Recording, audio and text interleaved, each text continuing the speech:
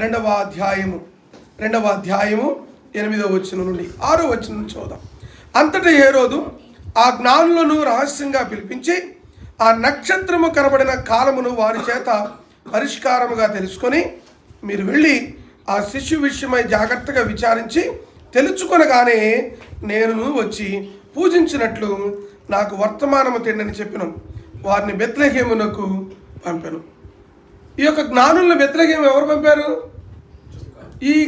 ఈ జ్ఞానులు వాస్తవానికి తూర్పు దేశపు జ్ఞానులు యేసుక్రీస్తు వారు జన్మించినటువంటి ఆ ప్రాంతమునకు రావాలని ఆ నక్షత్రమును వెంబడిస్తూ వచ్చారు.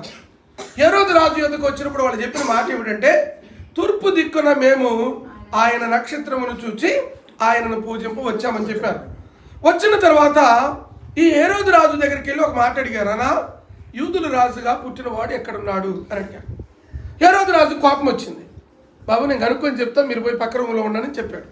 మన భాషలో చెప్పాలంటే వారు పోయి పక్క రూములో ఉన్నారు. ఈలోపు అందరు పెద్దల్ని జ్ఞానులు అందరం పిలిచారు. బాబు యూదుల రాజు అంట, ఆయన ఎక్కడ పుడతాడు ఒకసారి చూడండి అని అనగారు. వాళ్ళ గ్రంథాలని తీసుకొచ్చి తిరిగేసి అద్దాలు పెట్టి చూశారు. బెత్లెహేములో యేసుక్రీస్తు వారు పుడతారు అని తెలిసిన వెంటనే నేను ఒక ఆలోచన వచ్చింది. వచ్చిన ఆలోచన ఏంటంటే, జ్ఞానులు పిలిచి మీరు ఇక్కడికి రండి బాబు అని, మీరు బెత్లెహేము వెళ్ళండి, బెత్లెహేములో పుడతారన్నారు కదా, బెత్లెహేములో వెళ్ళి యేసయ్యను చూసి నా దగ్గరకు వచ్చి నాకు చెప్పమని చెప్పాడు. నిజంగా హేరోదు నాడు చెప్పిన మాట ఏంటంటే, నేను కూడా వెళ్ళి దర్శిస్తాను. దర్శించడానికా కాదు, తన ఉద్దేశం సరైనది కాదు.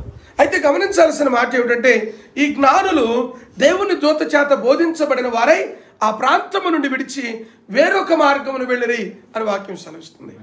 అంటే యేసుక్రీస్తుని ఎవరు కలుసుకున్నా, ఏ ఒక్క వ్యక్తి క్రీస్తుని దర్శించినా వారు మరొక మార్గంలో వెళతారు అన్నది సత్యం.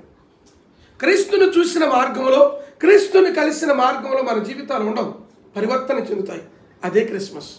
క్రిస్మస్ అంటే క్రీస్తుని ఆరాధిస్తూ మన జీవితాన్ని రోజు రోజుకి నూతన పరుచుకుంటూ క్రీస్తు కొరకు బ్రతకటమే నిజ క్రిస్మస్. అట్టి క్రిస్మస్ ఆనందం, క్రిస్మస్ సంతోషము ఈ కుటుంబం విక్టర్ గారు, రేఖక్క బిడ్డలు కలిగి ప్రభు సన్నిధిలో ముందు కొనసాగుదురుగాక.